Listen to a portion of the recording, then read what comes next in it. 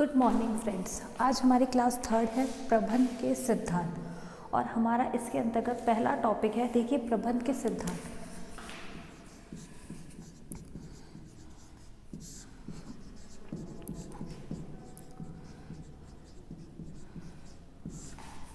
प्रबंध के 14 सिद्धांत हैं प्रसिद्ध, जो किसके द्वारा दिए गए?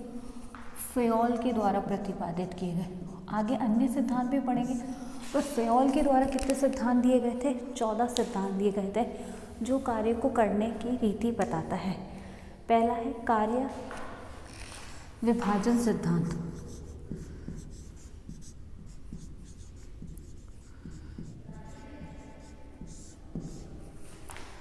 या श्रम विभाजन या विशिष्टीकरण का सिद्धांत।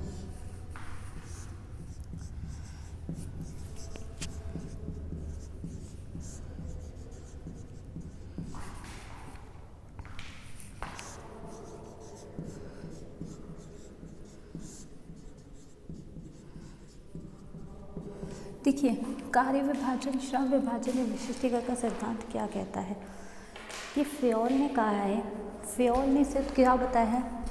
देखिए, इसके अंदर लिखते हैं, फेयोल ने इसे कार्य विभाजन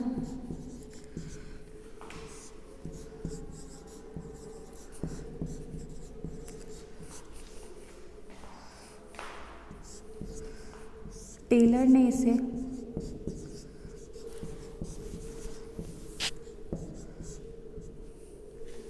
विशिष्टीकरण का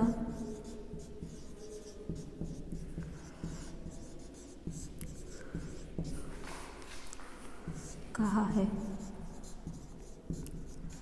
देखिए, फेयोल ने तो इसे किसका सिद्धांत किया? कार्य विभाजन का। लेकिन टेलर ने इसे किसका सिद्धांत बताया? विशिष्टीकरण का सिद्धांत। देखिए क्या कह रहा है, ये सिद्धांत कहता है कि संपूर्ण कार्य को अनेक भागों में बांट देना चाहिए तथा प्रत्येक कार्य को उस व्यक्ति को देना चाहिए जो उस कार्य में निपुण हो। अर्थात बहुत सारे काम को छोटे छोटे टुकड़ों में बांट लीजिए और उन टुकड़ों को फिर एक ऐसे व्यक्ति को दीजिए जो उस कार्य को करने में दक्ष हो, अर्थात उसमें निपुण हो। वही कहलाता है कार्य या श्रम विभाजन का सिद्धांत। आई बात समझ में? इसमें कोई डॉट? इसके अतिरिक्त प्रत्येक व्यक्ति के पास समय क्या होता है? सीमित होता है, अर्थात वह सभी कार्यों को तो एक ही व्यक्ति नहीं देख सकता। इसीलिए क्या किया जाता है कि प्रत्येक कार्य को छोटे छोटे भागों में बांट दिया जाता है। इसे ही हम क्या कहते हैं? कार्य विभाजन का सिद्धांत। देखिए, इसके अंतर्गत लिख लेते हैं थोड़ा सा।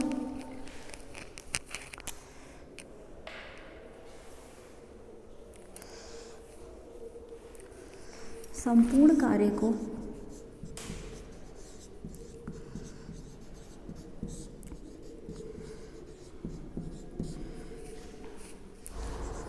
अनेक छोटे छोटे भागों में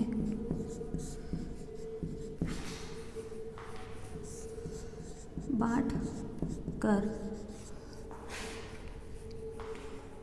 कर उन्हें प्रत्येक कार्य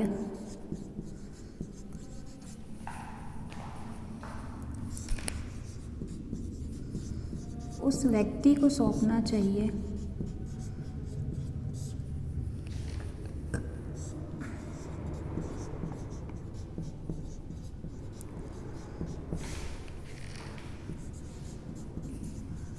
जो उस कार्य में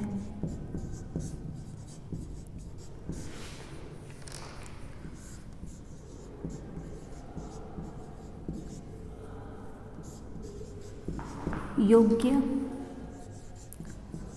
तथा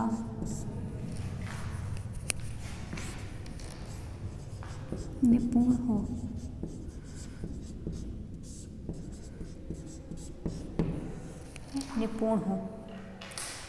क्योंकि प्रत्येक व्यक्ति के पास समय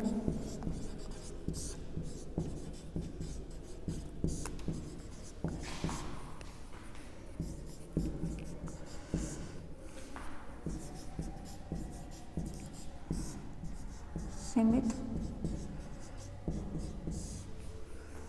होता है।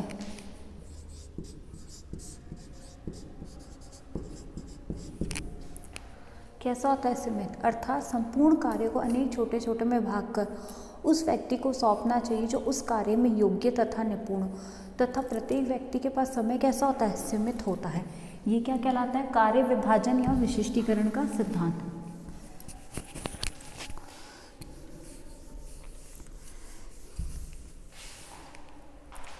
सेकंड है अधिकार एवं दायित्व का सिद्धांत।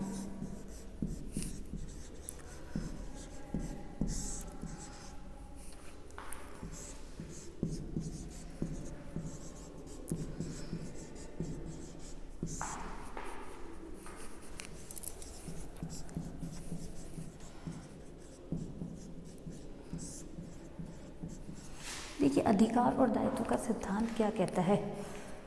फेयोल ने इस सिद्धांत को प्रतिपादित करते हुए लिखा है कि अधिकार एवं दायित्व साथ साथ चलने वाले, अर्थात अगर किसी व्यक्ति को अधिकार दिए जाएंगे तो ऑब्वियस सी बात है उसको कुछ दायित्व भी दिए जाएंगे, अगर किसी व्यक्ति को दायित्व दिए जाएंगे तो उसे कुछ ना कुछ अधिकार भी दिए जाएंगे। अर्थात authority and responsibility must go hand in hand, वास्तव में एक दूसरे में समाये हुए होते हैं। यह शाश्वत सत्य के अधिकार दायित्वों को जन्म देते हैं तथा दायित्व स्वीकार करने वाले को अधिकार मिलते हैं। अधिकार में दायित्व सिद्धांत यह कहता है कि अधिकारों और दायित्व में पर्याप्त संतुलन होना चाहिए, कि अर्थात प्रत्येक व्यक्ति को उतने ही दायित्व दें जितने उस अकॉर्डिंग उसे अधिकार प्राप्त हो, और उतने ही अधिकार दें जितना उस कार्य में उसको दायित्व की ज़रूरत है। अर्थात इसमें क्या रहना चाहिए? एक बैलेंस रहना चाहिए। फेयोल ने यह भी कहा है कि प्रबंधकों को अपनी स्थिति के कारण औपचारिक रूप से तो अधिकार मिलते हैं, किंतु प्रत्येक प्रबंधक को अपने चातुर्य, अनुभव, चरित्र के आधार पर कुछ व्यक्तिगत अधिकार प्राप्त करने चाहिए। यह उल्लेखनीय है कि फेयोल ने इस सिद्धांत के लेखक समरूपता के सिद्धांत से भी ना कहकर पुकारते हैं। देखिए अब इसमें लिखेंगे, इसे कौन सा सिद्धांत भी कहते हैं? समरूपता का सिद्धांत। देखिए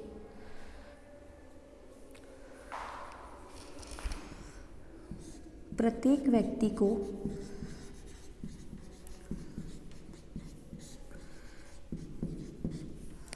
अधिकार एवं दायित्व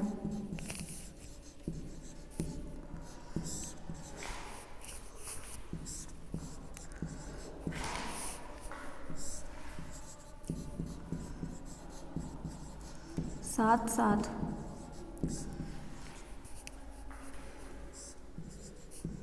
देने चाहिए।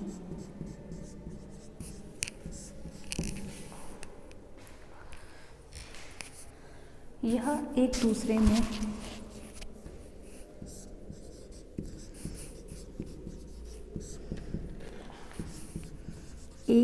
में समाये रहते हैं। अर्थात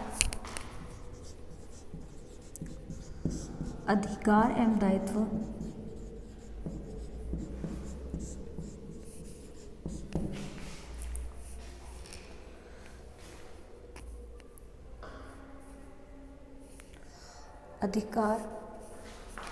अर्थात अधिकार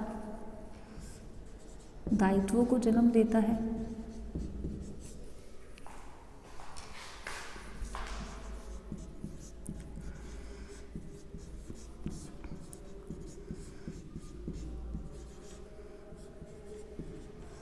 तथा दायित्व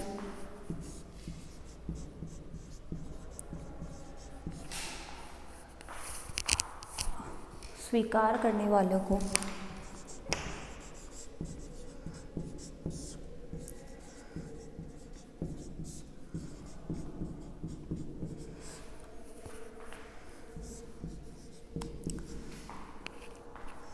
अधिकार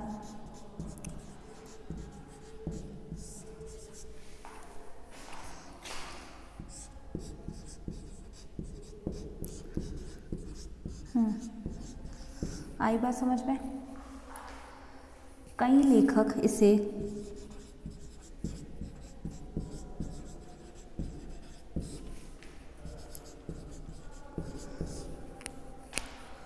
समरूपता का सिद्धांत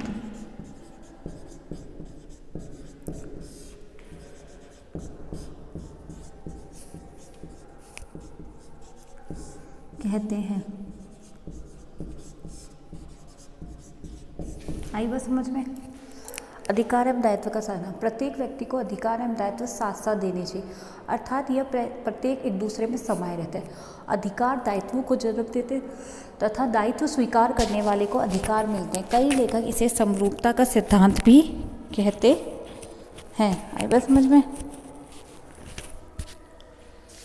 थर्ड पढ़ेंगे हम अनुशासन का सिद्धांत।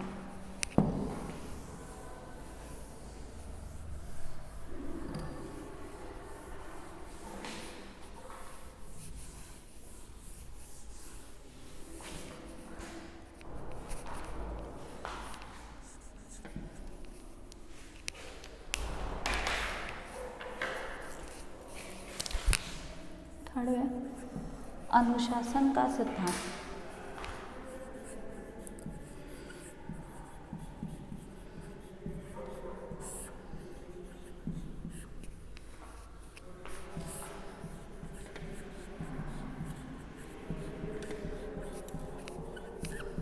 देखिए अनुशासन का सिद्धांत क्या कहता है? Principle of discipline. प्रबंध का यह सिद्धांत इस बात पर बल देता है कि संस्था की सफलता के लिए अनुशासन होना परमावश्यक है।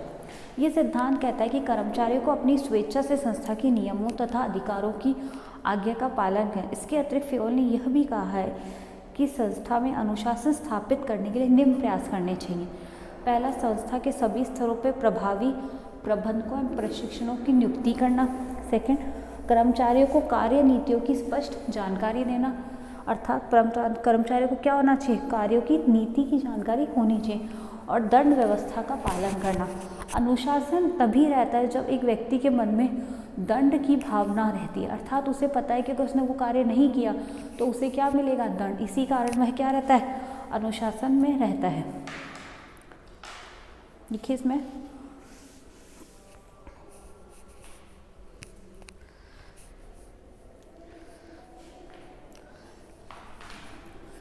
संस्था की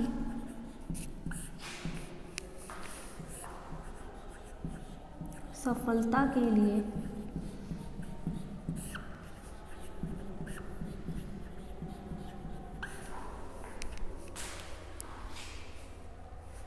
अनुशासन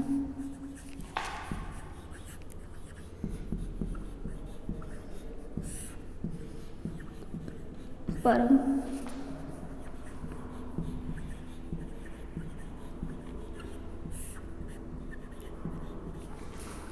है।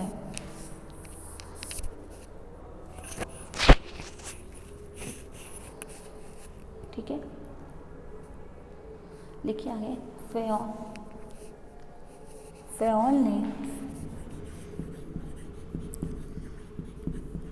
संस्था में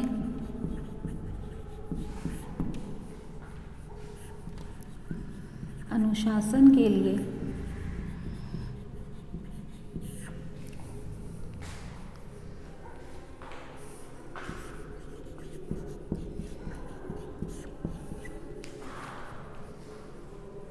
निम्न प्रयास करने चाहिए।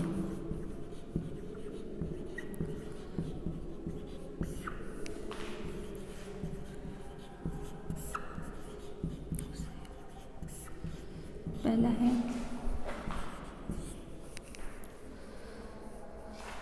संस्था के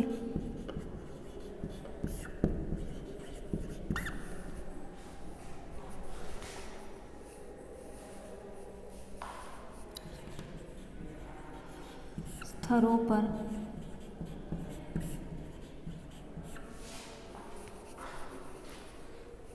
प्रभावकारी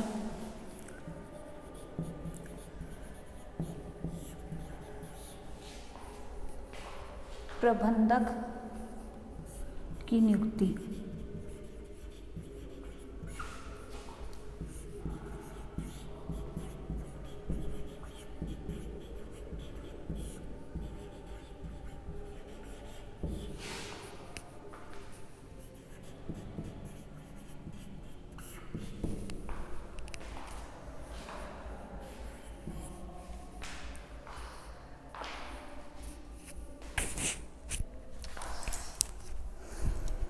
एक सेकेंड।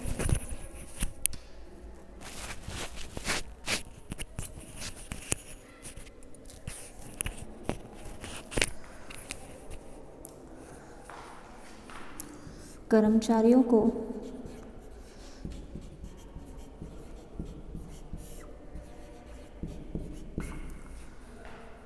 कार्य नीतियों की स्पष्ट जानकारी।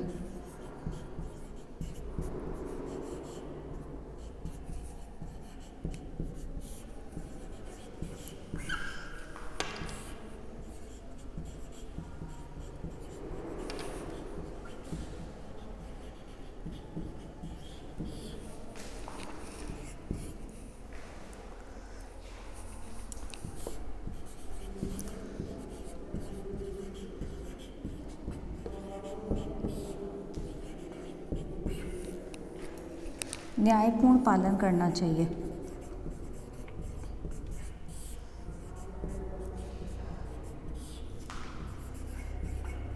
क्या कह रहा है? अनुशासन का सिद्धांत कहता है कि संस्था की सफलता के लिए अनुशासन का होना परम आवश्यक है। संस्था में अनुशासन के लिए फ्योल ने निम्न प्रयास किए। पहला तो संस्था के सभी स्तर, 3 स्तर होते हैं, उच्च, मध्य और निम्न, उस पर किसकी नियुक्ति करना? प्रबंधक की। कर्मचारियों के कार्य नीति की स्पष्ट जानकारी, अर्थात उन्हें कौन कौन से कार्य करने या नहीं करने हैं वो सबकी जानकारी देना। और थर्ड, दंड की व्यवस्था का पालन करना। आई बात समझ में?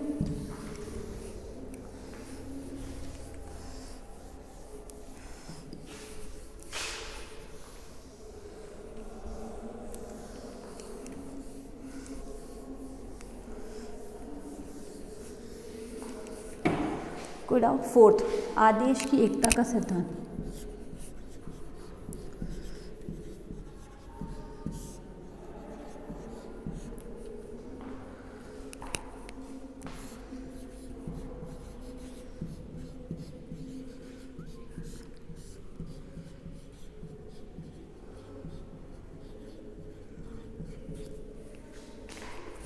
क्या कहता है?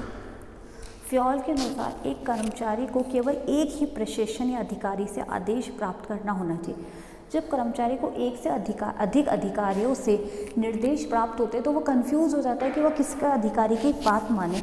अतः ये होना चाहिए कि एक कर्मचारी को एक ही व्यक्ति द्वारा आदेश प्राप्त होने चाहिए तथा इससे भ्रम की स्थिति उत्पन्न नहीं होती है। ये सिद्धांत ये मान्यता है कि कोई भी व्यक्ति एक ही समय में 2 अधिकारियों की सेवा नहीं कर सकता।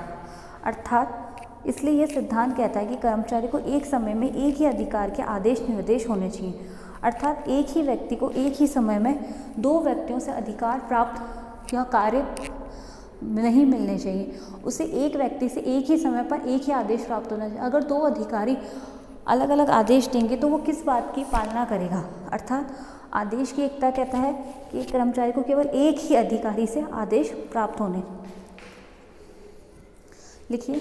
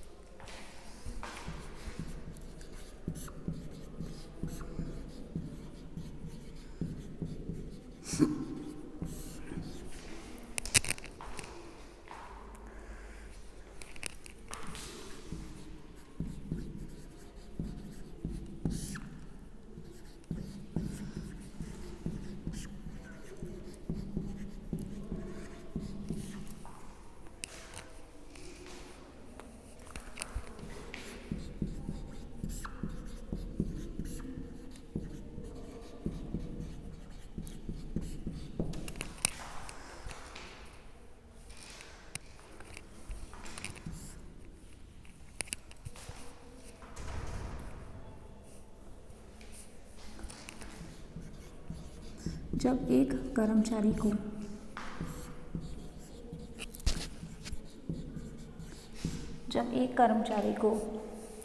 एक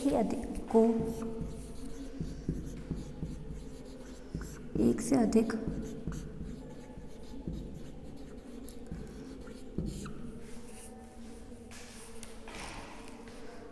अधिकारियों से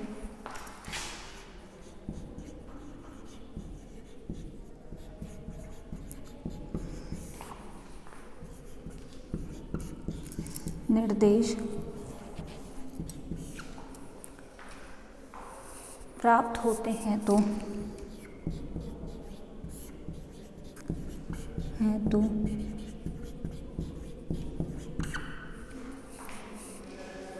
भ्रम या विवाद उत्पन्न होता है।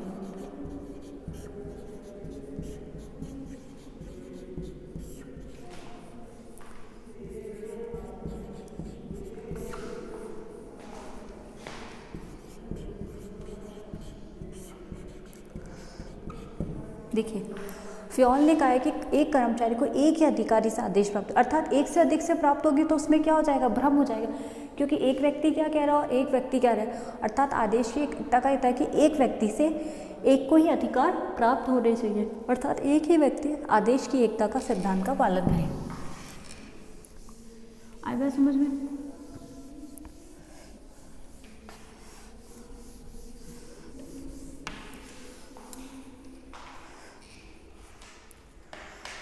फिफ्थ है निर्देश की एकता या समानता का सिद्धांत।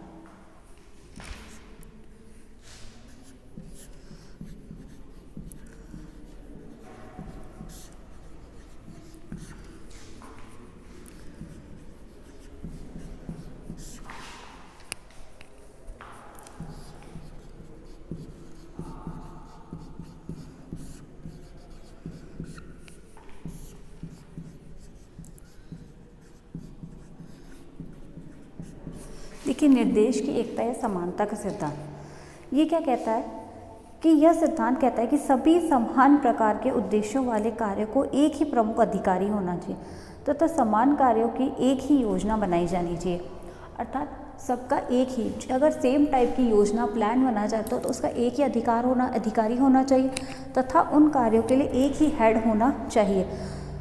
ठीक है, दूसरे समान कार्यों तथा उद्देश्यों के लिए एक अधिकार तथा एक ही योजना, one plan and one head होना चाहिए। इससे कार्यों में क्या रहती है, एक रूपता रहती है, सभी कर्मचारी कार्य में समन्वय करना सरल हो जाता है तथा मुद्दे भती भिन्न वाली स्थिति उत्पन्न नहीं होते, अर्थात मनमुटाव उत्पन्न नहीं होता और बहुत ही मनोरंजन ढंग से वह अपने कार्य को पूरा कर लेते हैं। ठीक है, आई बात समझ में? वापस से समझ ली कि निर्देश की एकता कहता है कि अगर एक ही प्लान है तो उसके लिए एक ही अधिकारी तथा एक ही उद्देश्य वाला कार्य होना चाहिए। इससे कार्यों में क्या रहती है, समरूपता रहती है, अर्थात कार्य समान प्रकार से किए जाते हैं। लिखिए,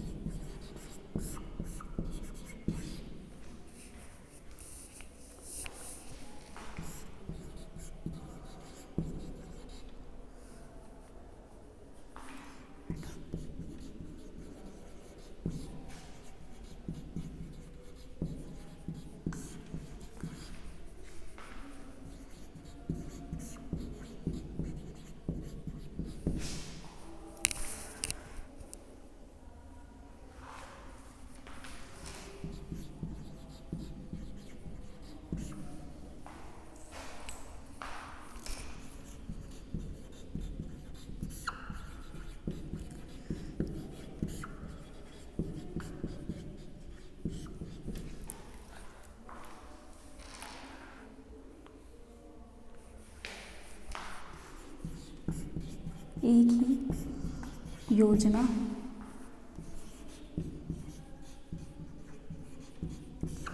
प्लान होना चाहिए। देखिए, निर्देश की एकता समान, ये सिद्धांत कहता है कि समान प्रकार के उद्देश्य वाले कार्यों का एक ही प्रमुख हेड अधिकारी होता है तथा उन्हीं समान प्रकार के कार्यों के लिए एक ही क्या होनी चाहिए, योजना होनी चाहिए। अर्थात समान प्रकार के कार्यों के लिए एक ही हेड तथा एक ही योजना होनी चाहिए, जिससे कार्यों में क्या रहती है, समरूपता रहती है, अर्थात समानता से प्रकार से कार्य किया जाता है। हो गया, कोई डाउट? 6 लेंगे।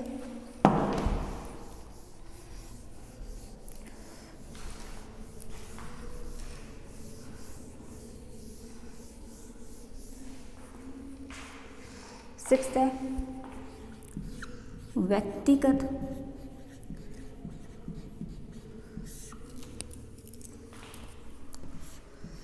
हित के स्थान पर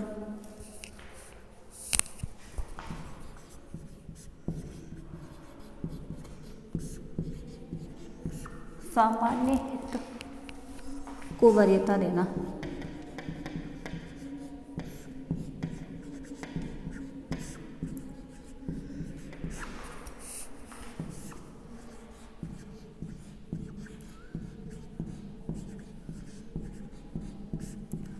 क्या कह रहा है, व्यक्तिगत हित अर्थात पर्सनल हित की बजाय अगर हम समान हित रखें संस्था में तो कार्य कैसा होता है, अच्छे से हो पाता है। देखिए क्या कहता है, इस सिद्धांत के अंतर्गत यह कहा जाता है कि प्रत्येक कर्मचारी को अपने व्यक्तिगत हितों के तुलना में सामान्य हितों को वरीयता, क्योंकि यह भी कहा जाता है यदि व्यक्तिगत हित सामान्य हित हो तो संघर्ष व्यक्तिगत हित को त्याग देना चाहिए, क्योंकि हम जो भी कार्य कर रहे हैं वो संस्था की भलाई के लिए कर रहे हैं। अर्थात वहाँ पे व्यक्तिगत हित कभी नहीं देखा जाता, वहाँ क्या देखा जाता है, सामान्य हित, अर्थात सबकी सहमति में जो कार्य, अर्थात सबके हित में जो कार्य हो वही कार्य क्या कहलाता है, सामान्य हित कहलाता है। इसके लिए निम्नलिखित सुझाव दी के प्रबंधकों को अपने आचरण के लिए अच्छे उदाहरण प्रस्तुत, अर्थात प्रबंधकों का आचरण कैसा होना चाहिए, अच्छा होना चाहिए, वो अच्छे अच्छे उदाहरण देकर अपने आचरण को प्रस्तुत। सेकेंड, कर्म अधीनस्थों को नियमित प्रशिक्षण किया जाना चाहिए, अर्थात जितने भी अधीनस्थ हैं उनका अच्छे से निरीक्षण करके ही कार्य करना चाहिए।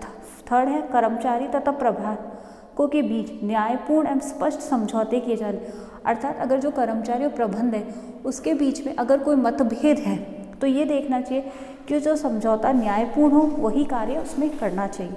अच्छा, इसमें लिख लेंगे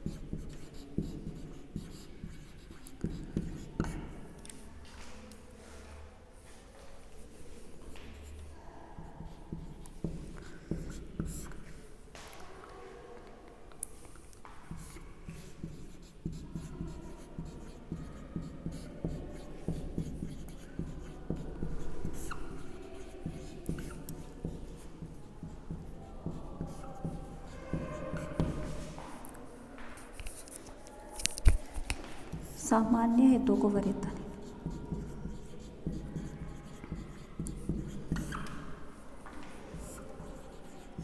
क्या कह रहा है, फ्योल ने इस सिद्धांत के अंतर्गत कहा है कि प्रत्येक कर्मचारी को व्यक्तिगत हितों की तुलना में सामान्य हितों को वरीयता देनी चाहिए।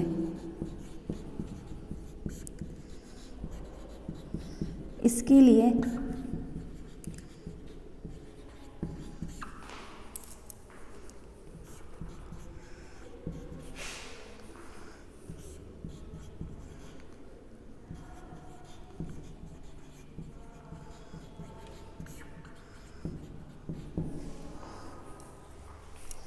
पहला है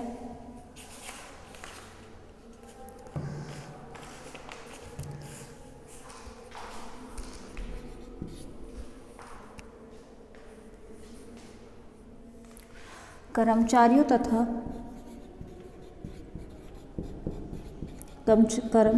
तथा प्रबंधकों के बीच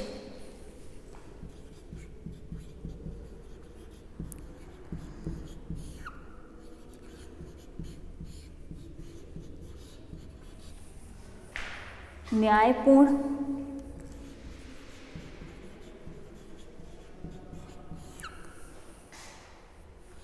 एवं स्पष्ट समझौते किए जाने चाहिए।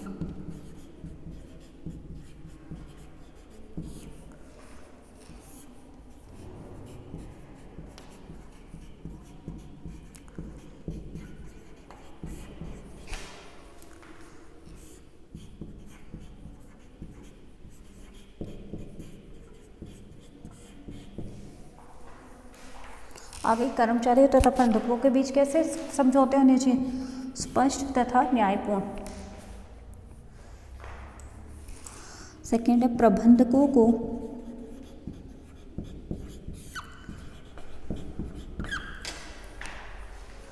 अपने आचरण के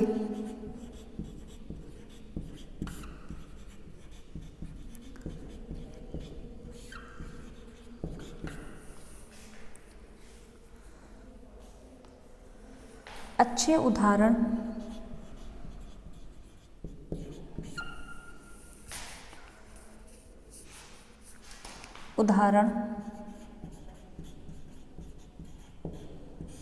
प्रस्तुत करने चाहिए।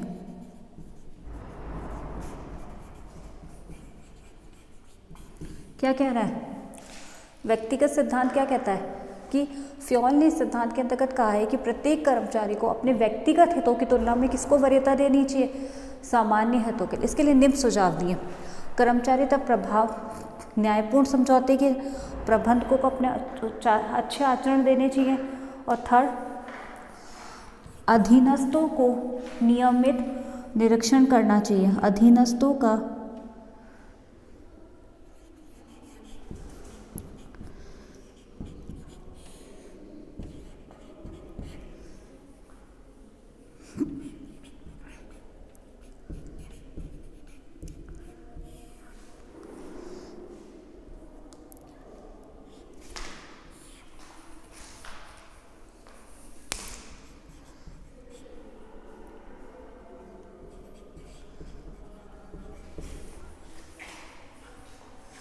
निरीक्षण करना चाहिए।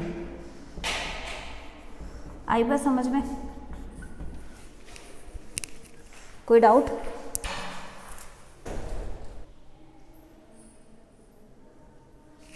चलिए अब हम पढ़ेंगे आगे के सिद्धांत को।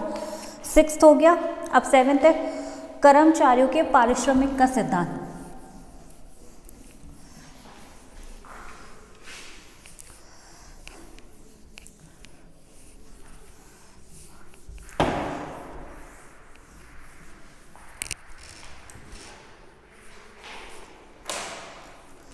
सेवेंथ है कर्मचारियों के पारिश्रमिक का सिद्धांत।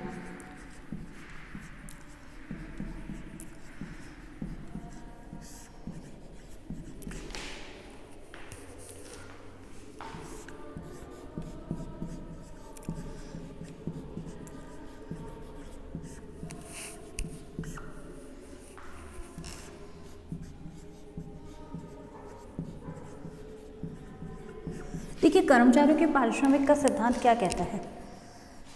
फिर ये सिद्धांत कहता है कि कर्मचारी को उचित पारिश्रम देना। देखो पारिश्रमिक का मतलब है सैलरी या जो भी उसको लेबर को वेजेस जो भी दी जाती है वो कैसी होनी चाहिए?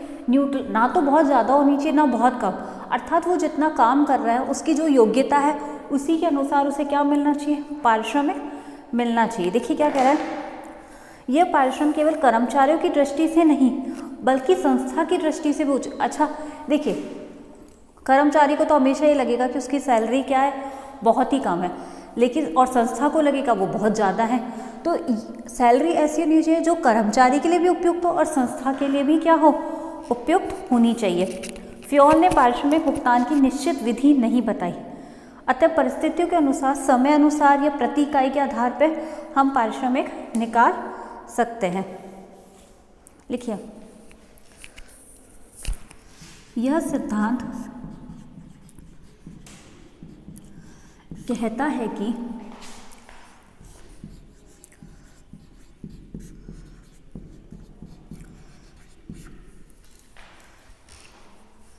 कर्मचारियों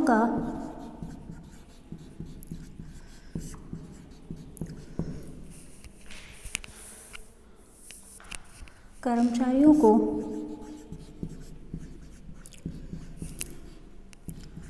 उचित पारिश्रमिक दिया जाना चाहिए।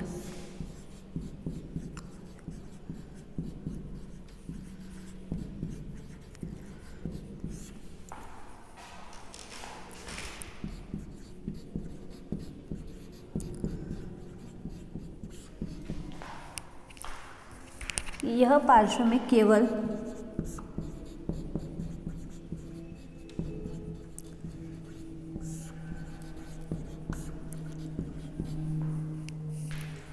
कर्मचारियों की दृष्टि से नहीं,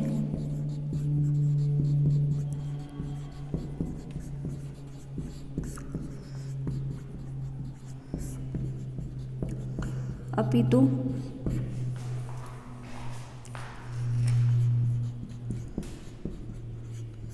संस्था की दृष्टि से भी उपयुक्त होना चाहिए।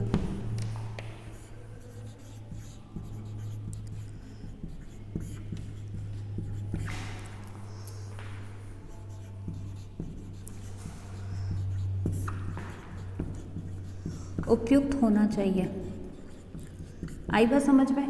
अर्थात पारिश्रमिक केवल कर्मचारी की दृष्टि से नहीं, संस्था के लिए। अर्थात देखो, कर्मचारी को तो ये हमेशा ही लगेगा कि जो भी उसे सैलरी मिल रही है वो बहुत कम है, लेकिन संस्था को क्या लगेगा, वो बहुत ज़्यादा है। अर्थात पारिश्रमिक ऐसा होना चाहिए जो दोनों के लिए ही क्या हो, उचित हो।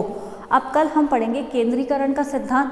आज हमने प्रबंध के 14 सिद्धांतों में से 7 सिद्धांतों को पढ़ लिया है। अब कल हम आगे के 8वें सिद्धांत से पढ़ेंगे। आई होप आज की क्लास आपको पसंद आई हो।